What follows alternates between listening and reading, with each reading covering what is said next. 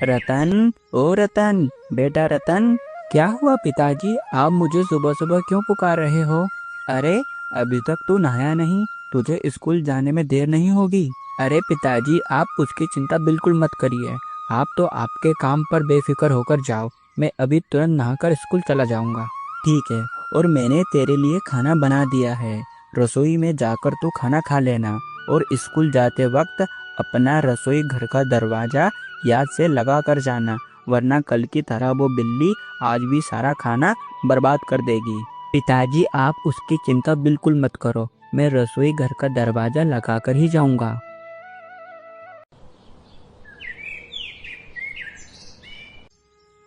चलो अब मुझे तुरंत विद्यालय की ओर जाना चाहिए। अगर मैं कल की तरह आज भी विद्यालय देर से पहुंचा तो आज जरूर मास्टर जी पिताजी से मेरी शिकायत कर देंगे। आज सुबह से मछलियाँ पकड़ पकड़ कर थक सा गया हूँ, और आज मैंने समय रहते ढेर सारी मछलियाँ पकड़ ली है। और अब मैं थोड़ी देर उस वृक्ष के नीचे बैठकर आराम कर लेता हूँ।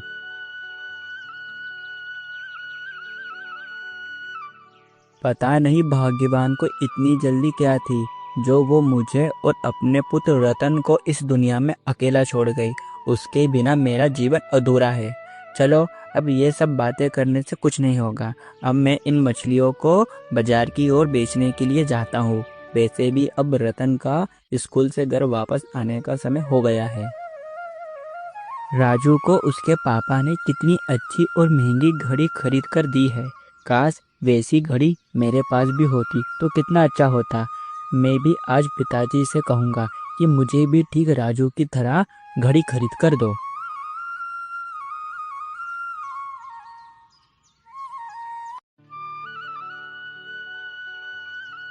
अरे क्या हुआ बेटा, मैं तुझे कब से देख रहा हूँ। तू क्या सोच रहा है, क्या बात है? पिताजी, मुझे आपसे एक बात कहनी है। हाँ हाँ बोल बेटा, क्या बात है? पिताजी, मेरे मित्र राजू को उसके पापा ने एक बहुत बढ़िया घड़ी खरीद कर दी है, और ठीक वैसी घड़ी मुझे भी चाहिए। तो क्या आप मुझे वो घड़ी दिला सकते हो? बेटा मगर अभी हमारे पास पैसे नहीं है, और तू तो अच्छी तरह से जानता ही है, जमींदार का कर्ज हम पर दिन ब दिन बढ़ता ही जा रहा है। अरे पिताजी, आप हर बार मुझे यही कहते हो कि अभी हमारे पास पैसे नहीं है। तुम्हारे पास मुझे कुछ दिलाने के लिए हमेशा पैसे होते ही नहीं हैं। अरे रतन बेटा, ऐसी बात नहीं है। चल ठीक है, तू इतना ही कहता है तो मैं तुझे वो घड़ी ला कर दूंगा। वैसे वो घड़ी कितने की है? पिताजी, वो घड़ी केवल 1000 रुपए की है। क्या 1000? तू जानता भी है 1000 में कितने शून्य होते हैं? पिताजी, मैं जानता हूँ, 1000 में केवल 3 शून्य होते हैं। बेटा तू जानता है ये बहुत अच्छी बात है, मगर 1000 कमाने में मुझे कई हफ्ते बीत जाते हैं, जब जाकर मैं 1000 कमा पाता हूँ। और तू चाहता है कि मैं तुझे 1000 की घड़ी दिलाऊं? रतन, तू जरा अपनी हैसियत देखकर कुछ चीज मांगे कर। मैं तुझे इतनी महंगी घड़ी नहीं दिला पाऊंगा। नहीं पिताजी, मुझे कुछ नहीं पता, मुझे तो केवल वही घड़ी चाहिए, और अगर आपने मुझे वो घड़ी नहीं दिलाई तो मैं कल से स्कूल नहीं जाऊंगा। रतन, तू दिन ब दिन बहुत जिद्दी होता जा रहा है। मेरे पास अभी तुझे घड़ी दिलाने के लिए पैसे नहीं है, और तू अगर स्कूल नहीं गया तो मुझसे बुरा कोई नहीं होगा। तेरी माँ का सपना था कि मेरा बेटा पढ़ लिख कर डॉक्टर इंजीनियर बने, और तू है जो हर चीज की जिद करता रहता है। वो घड़ी तो मैं लेकर ही रहूंगा।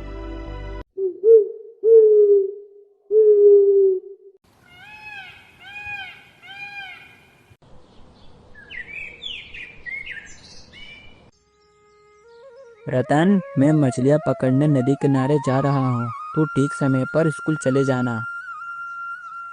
पिताजी चले गए। अब मैं तुरंत ही अपना गुल्लक फोड़ देता हूँ, और उस गुल्लक में से जितने भी पैसे निकलेंगे उस पैसों से मैं वो घड़ी खरीदूंगा। अरे इसमें तो बहुत ही कम पैसे निकले, इन पैसों से कुछ नहीं होगा। अरे रतन, अभी तक तू स्कूल नहीं गया और तूने ये अपना गुल्लक क्यों फोड़ा? नहीं पिताजी, मैंने गुल्लक नहीं फोड़ा। यहाँ पर वो बिल्ली आई थी जिसने ये गुल्लक अलमारी के ऊपर से गिरा दिया, जिससे ये गुल्लक फूट गया। रतन, तुम मुझसे झूठ मत कहा कर। मैं जानता हूँ तेरे ऊपर से वो घड़ी लेने का बुखार अभी तक उतरा नहीं है। ये पैसों को संभाल कर रख। देख, मेरे हाथ में चोट आ गई है, और अब तो मैं 2 महीनों तक नदी किनारे मछलियाँ पकड़ने भी नहीं जा पाऊंगा। पता नहीं हमारा घर कैसे चलेगा। ये पैसे संभाल कर रख, जिससे कुछ समय का राशन पानी तो आ जाएगा, और ऊपर से जमींदार का कर्ज है जो दिन ब दिन बढ़ता ही जा रहा है। मुझे तो लगता है मेरे हाथों से मेरी जमीन गई। मगर पिताजी, आपके हाथ में कैसे चोट आई? रतन, में जैसे ही अपनी नाव पर चढ़ रहा था वैसे ही मेरा पैर फिसल गया और मैं किनारे पर गिर गया।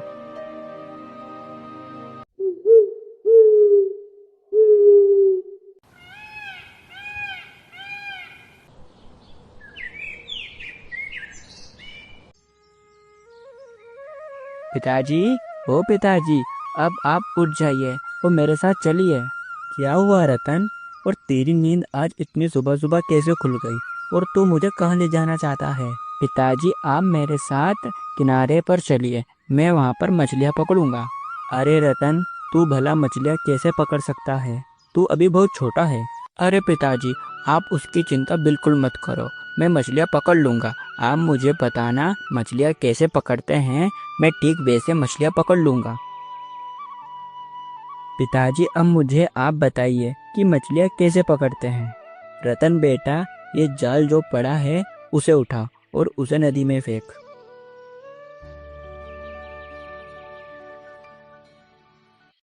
अरे देखिए पिताजी, मेरे जाल में कितनी सारी मछलियाँ आ चुकी हैं।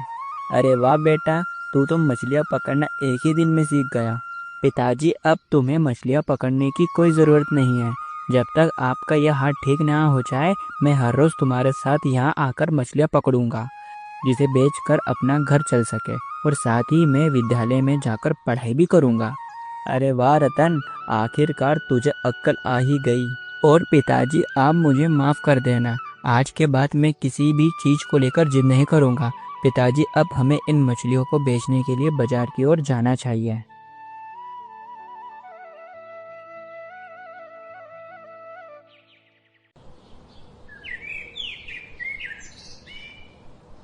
आज सुबह से यूं ही खाली बैठा हूँ, अभी तक मेरा एक पौधा भी नहीं बिका। अरे बेटा, तुम्हें पौधा खरीदना है क्या? अरे बूढ़े बाबा, भला हम इस पौधे को खरीदकर क्या करेंगे? हमें इस पौधे की कोई आवश्यकता नहीं है। अरे बेटा, आज सुबह से मैंने अभी तक अन्न का एक दाना भी नहीं खाया, और आज सुबह से मेरा एक पौधा भी नहीं बिका।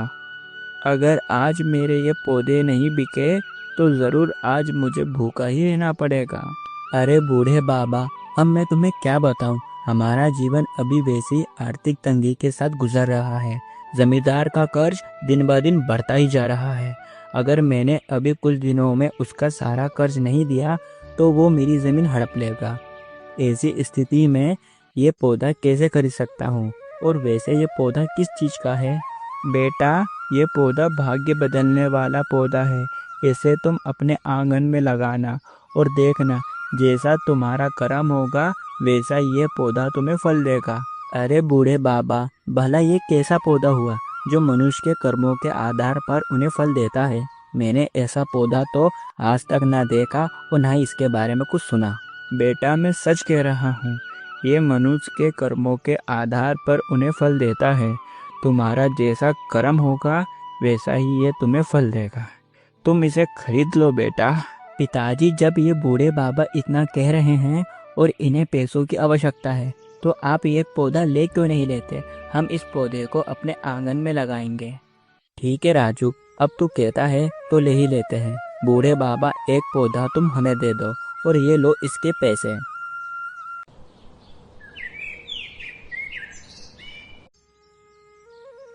अरे बेटा, तू कब तक यूं इस पौधे के आगे खड़ा रहेगा? ये कोई मनुष्य के कर्मों के आधार पर उन्हें फल देने वाला पौधा नहीं है। वो तो बूढ़े बाबा ने हमें बेचने के लिए ये सब बातें कह दी है। चल, घर के भीतर चल।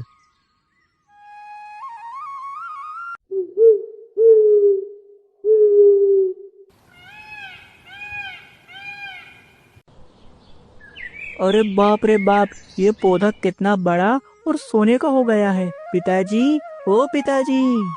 अरे क्या हुआ रतन? अरे ये पौधा तो सोने का हो गया। देखिए पिताजी, ये पौधा कितना बड़ा और सोने का हो गया है। इसका मतलब वो बूढ़े बाबा ने बिल्कुल सही कहा था। ये पौधा मनुष्य के कर्मों के आधार पर उन्हें फल देता है। तूने बिल्कुल सही कहा रतन, वो बूढ़े बाबा ने बिल्कुल ठीक कहा। अब इस पौधे की मदद से हम जमींदार का सारा कर्ज भी चुका देंगे और हमें हमारी ज़मीन वापस भी मिल जाएगी।